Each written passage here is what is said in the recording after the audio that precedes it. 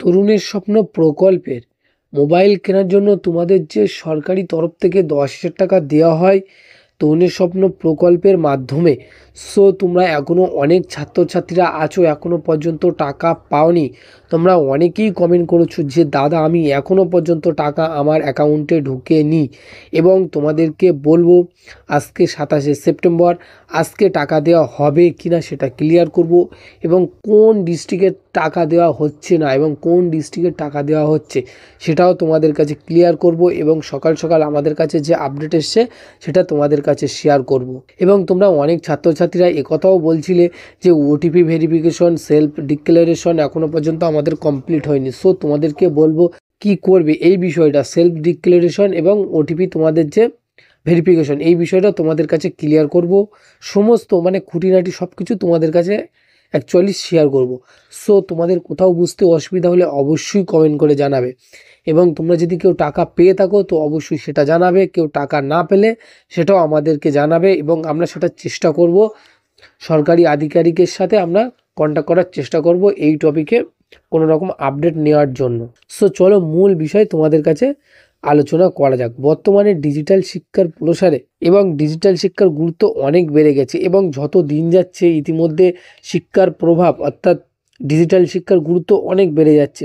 সেই জন্য তরুণের স্বপ্ন প্রকল্পে যে 2021-এ যে লকডাউন শুরু হয়েছিল তখন থেকে তোমাদের তরুণের স্বপ্ন প্রকল্পের পশ্চিমবঙ্গ সরকারের দ্বারা প্রচলিত উদ্দেশ্য একাদশ শ্রেণী ছাত্রছাত্রীদের মোবাইল ফোন কেনার জন্য 10,000 টাকা তরুণের স্বপ্ন স্কিম আর্থিক সাহায্য করা হয়, এবং তাছাড়াও একাদশ শ্রেণীতে পড়া ছাত্রছাত্রীরা সরকারি সাহায্যপ্রাপ্ত স্কুল মাদ্রাসা ভোকেশনাল কোর্স যারা পশ্চিমবঙ্গের মধ্যে পড়াশুনো করছে, তোমরা যারা পশ্চিমবঙ্গের মধ্যে পড়াশুনো করছো সেটা তুমি হতে পারো স্কুলে পড়ছো বা হতে পারো মাদ্রাসা এবং ভোকেশনাল কোর্স নিয়ে পড়ছো, সকলেরই এই প্রকল্পের সুবিধা পাবে, যেটা 2021 থেকে প্রচলিত হয়ে আসছে। শিক্ষা দপ্তরের তরফ থেকে এই বিষয়ে বারবার নির্দেশিকা জারি করা হয়, এবং ছাত্রছাত্রীদের নিজেদের নামে অর্থাৎ এটা সম্পূর্ণ ছাত্রছাত্রীদের নিজেদের ব্যাংকের অ্যাকাউন্টেই এই টাকাটা ক্রেডিট হয়। এটা কোনো রকমভাবে যে অন্য কারোর অ্যাকাউন্টে ক্রেডিট হয় না, যেহেতু যে ছাত্রছাত্রীরা পড়াশুনো করবে সেই ছাত্রছাত্রীদের ব্যাংকে সরাসরি 10,000 টাকা দেওয়া হয়। এবং ওটিপি যাচাইকরণ অথবা ওটিপি ভেরিফিকেশন আধার ভেরিফিকেশনের সময় ছাত্রছাত্রীকে স্কুলে উপস্থিত থাকতে হবে। অর্থাৎ তোমরা যে সকল ছাত্রছাত্রীরা ওটিপি ভেরিফিকেশনের কথা বলছো, তোমরা কি স্কুলে গিয়েছিলে আধার ভেরিফিকেশনের সময় স্কুলে উপস্থিত ছিলে?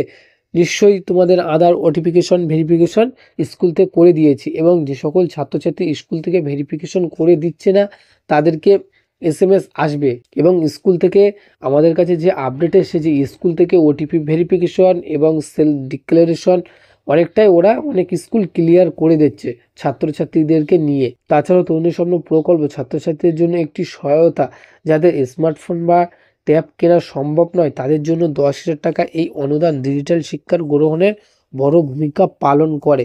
এবার তোমাদেরকে বলবো, তোমরা যে সকল ছাত্রছাত্রীরা অনবরত কমেন্ট করেই যাচ্ছ যে ট্যাবের টাকাটা কবে পাবো, সো তোমাদেরকে অনেকেরই তো টাকা ঢুকছে। তোমরা যে সকল ছাত্রছাত্রীরা এখনো পর্যন্ত টাকা ঢুকছে না তোমাদেরকে তো অপেক্ষা করতেই হবে, 30শে সেপ্টেম্বরের মধ্যে তো টাকাটা দেওয়া হবে, যেহেতু প্রতিটি ডিস্ট্রিক্ট ওয়াইজ কত পার্সেন্ট টাকা দেওয়া হচ্ছে এবং কোন ডিস্ট্রিক্টে কারা টাকা পাচ্ছে সেই বিষয়টা আমি আজকে আধিকারিকের সাথে কন্ট্যাক্ট করে চেষ্টা করব এই বিষয়ে এই টপিকে একটা ভিডিও বানানো, যে কোন ডিস্ট্রিক্টে টাকা দেওয়া হচ্ছে কোন ডিস্ট্রিক্টে হচ্ছে না, কোন ডিস্ট্রিক্টে কত পার্সেন্ট টাকা ঢুকছে কত পার্সেন্ট ঢুকছে না।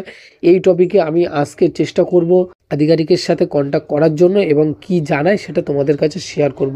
তবে তোমাদেরকে বলবো কোন ডিস্ট্রিক্টে কত পার্সেন্ট টাকা দেওয়া হচ্ছে এবং কোন ডিস্ট্রিক্টে কত পার্সেন্ট টাকা দেওয়া হচ্ছে না সেটা সম্পূর্ণ ডিস্ট্রিক্ট ওয়াইজ নির্ভর করে, যেহেতু তোমাদের যে জেলা প্রশাসন থাকে সেই জেলা প্রশাসন নির্ধারণ করবে যে আমার ডিস্ট্রিক্টে কত পার্সেন্ট টাকা ঢুকবে। এবার অনেক ক্ষেত্রে অনেক স্কুল কি করে যে এখনও পর্যন্ত ডকুমেন্ট ইচ্ছা করে গাফিলতি করে কমপ্লিট করতে পারে না, তখন জেলা প্রশাসন কি করে সেক্ষেত্রে তখন সেটা পেন্ডিংয়ে ফেলে দেয়, যেহেতু তখন ওই টাকাটা পুরোপুরি বন্ধ করা হয়, যা কেননা তাহলে কাউকে দিয়ে দিলে ওই ডিস্ট্রিক্টে আর অন্যরা হয়তো নাও পেতে পারে, পরে হয়তো তোমাদের ভেরিফিকেশনটাই আর হবে না।